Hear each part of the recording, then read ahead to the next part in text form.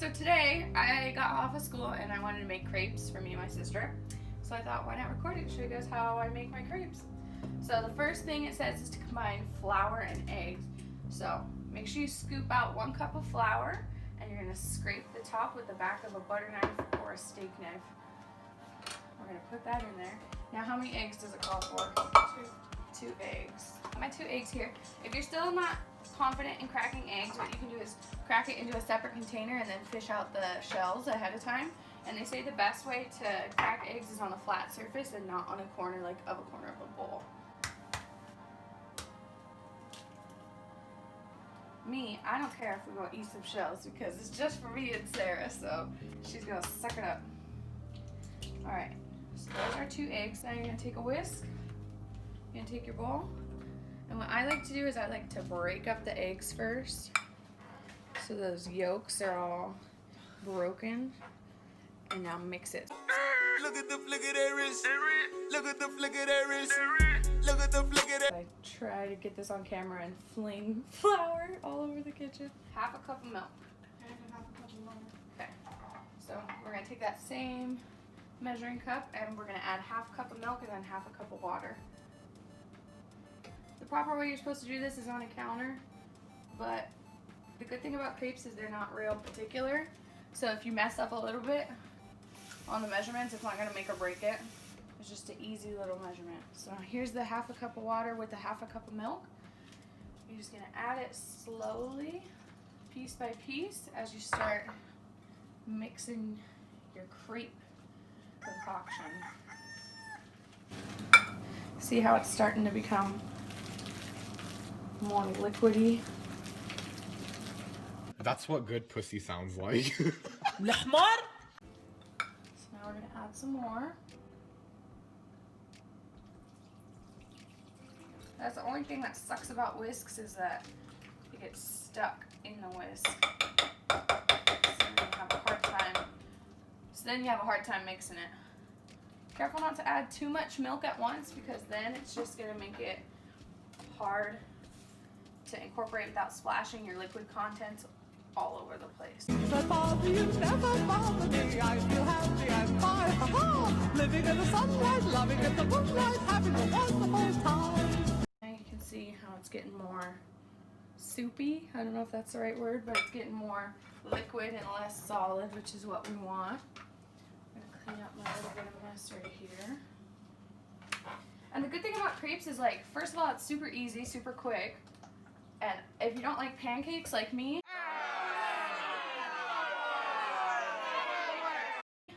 it's even better. And you can literally put whatever you want on it. Our favorite that we put on is Nutella, strawberry, and whipped cream. But we've tried here recently like peanut butter, bananas, cookie butter from Trader Joe's, all that stuff. Just want to keep whisking it until you get all the lumps out. Because the lumpier the dough, the more wonky your crepes are going to turn out. Okay, so what's the next step? Salt and butter, right? Salt and butter. So, how much salt? Probably like a teaspoon, right? So not even a teaspoon. Don't add too much salt. That is one thing that will not forgive. And what I like to do for salt, I'll show you in just a second.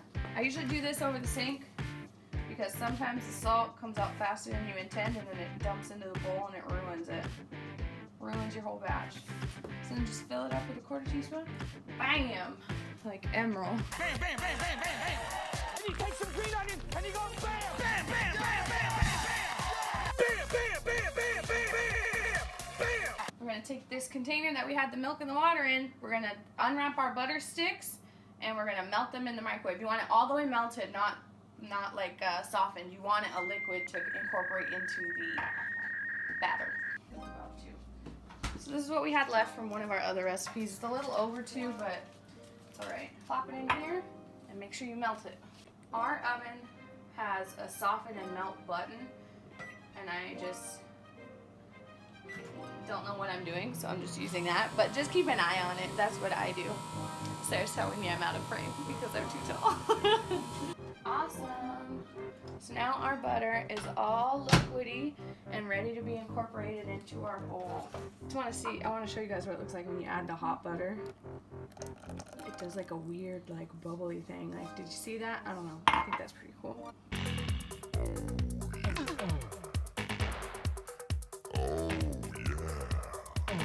So have a pretty decent sized pan, whatever diameter you want your crepes to be. So now you're gonna turn your stove up to a pretty decent high heat just to get it heated up, and you're gonna wanna use some non-stick cooking spray. We have Pam. While our pan is heating up, or even before you even start making the crepes, this is a good idea to start getting your toppings ready. So like I said, what we do is strawberries, Nutella, and whipped cream. So I'm gonna go ahead and rinse my strawberries and start cutting them how we usually put them on our crepes. So just get a colander and start chopping off the tops of the berries and setting them in there so you can rinse them. Cut my life into pieces. This is my last resort. So I have about 13 strawberries. Now we're just gonna run it under some water, get it all rinsed off. Here is how you slice them. So I take the flat side down and then I start working my way. So try and make 1, 2, 3, 4 cuts. Those 4 cuts will give you different little slices like such. And then they're just easy to flop onto your crepes. Just put them in a little bowl off to the side. And if you wanted to, you could do like sprinkle some sugar over these strawberries, but I like it fresh with the Nutella because it cuts that sweetness of the Nutella with the tartness of the berry.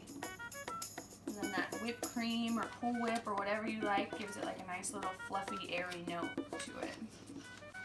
And sometimes for the bigger strawberries, you're going to want to make more cuts so there's more slices. But for the average strawberry size, just about 4 cuts will do.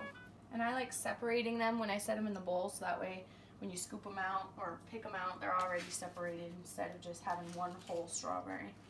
Suffocation, no breathing, don't give a fuck if I cut my arm bleeding. This is my last resort.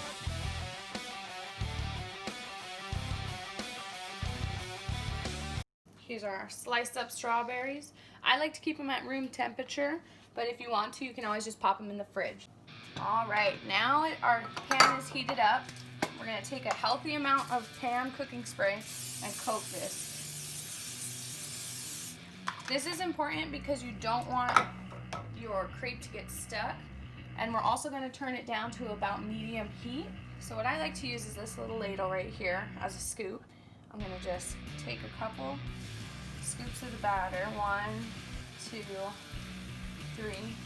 Now you're gonna lift up your pan and you're gonna move it around to coat all the surface of the pan.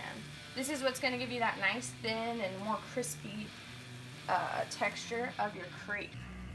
Now as you can see, I was not successful in getting out all the lumps in the crepe, but that's alright. I just don't prefer it, so next time I'll make sure I get those lumps out better. I like to let each side sit for about a minute to get crispy, but this pan was pretty hot. I had let it sit for a while. Look at that beautiful lacy texture as I rip a hole in it. No! If I lay here, if I just lay here, would you lie with me and just forget the world? That's alright.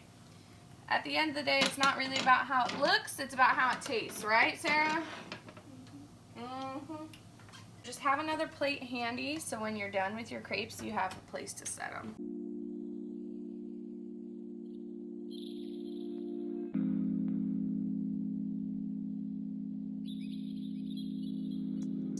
You don't want them burnt, but you want them crispy, just a little bit.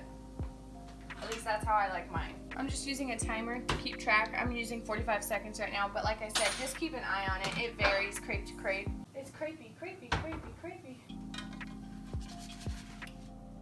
Oh yeah, that's a beautiful crepe right there. And I'm just gonna give the other side 30 seconds. Again, take a little bit of Pam. 1, 2, 3. Swoop-de-doo. And sometimes, say there's not enough batter going, add another little half scoop to fill in that area that's not a full circle yet. Ta-da. Now I'm gonna let that side sit for a minute. If you're new here to Liz's Kitchen, pro hack is wash some dishes while you're waiting for stuff to cook. Then, by the time you're done eating, you don't have to worry about trying to clean up afterwards. And we got that timer going right up there so that we don't forget about our crepes. So, flick it around the edge. With your Pam spray, it should be easy to wiggle your way underneath. And then bam. That's right. Bam! Just like that. Bam! Just like that. Bam! Bam! Bam! Just like that. Oh yeah, that's beautiful. Yum.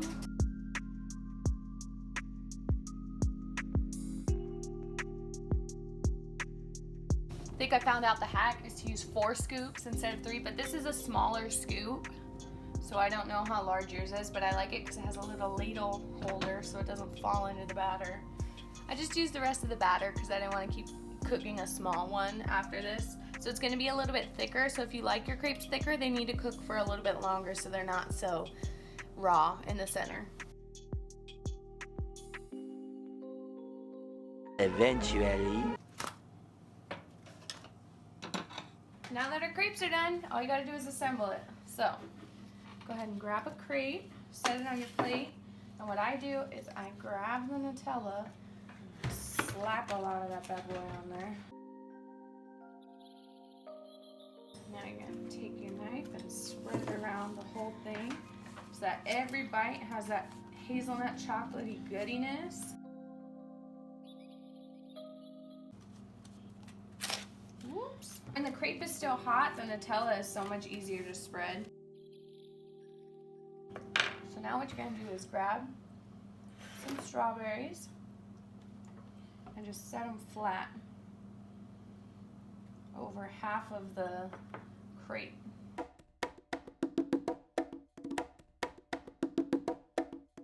Now we're gonna take some Cool Whip or whipped cream. This is just what we have. Our grandma's crazy for Cool Whip.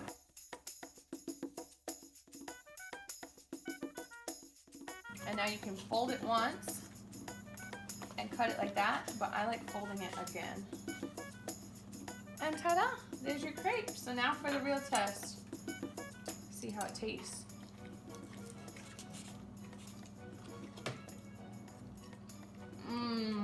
That crunchiness on the edges, but it's still warm.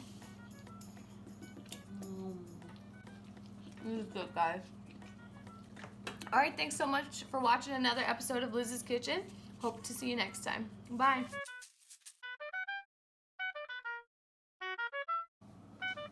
Am I in frame? Or am I too tall? Your head's Not all the way. After we're done eating, you should get ready for your orthodontist. Like, brush and floss your teeth. And brush your retainer too, just in case it's stinky or something. Jesus! Maybe I can get it. Let's see.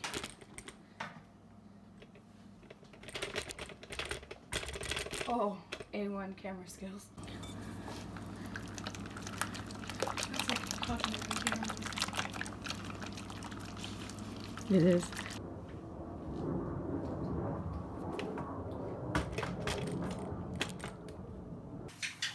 Sarah, I'm gonna rinse these, but will you wash them since I cook? I'll get all the stuff on it so it doesn't dry all gross. While